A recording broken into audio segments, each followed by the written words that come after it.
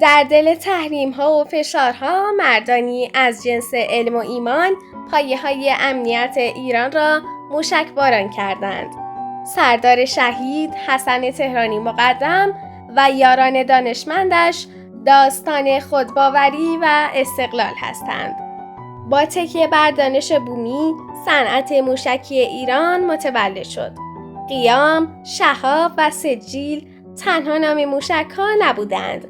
نماد قدرت بازدارندگی و اراده یک ملت بودند. سردار تهرانی مقدم و یارانش با ایثار و تلاش بی‌وقفه ایران را به باشگاه کشورهای صاحب فناوری موشکی رساندند. آنها ثابت کردند که تحریم‌ها نمی‌توانند جلوی اراده یک ملت را بگیرند. یاد و نام سردار شهید حسن تهرانی مقدم و یاران دانشمندش همیشه در تاریخ ایران خواهد درخشید. آنها نه تنها موشک ساختند، بلکه امنیت و استقلال کشور را تضمین کردند. سردار شهید حسن تهرانی مقدم و یاران دانشمندش نماد خودباوری و پیشرفت ایران اسلامی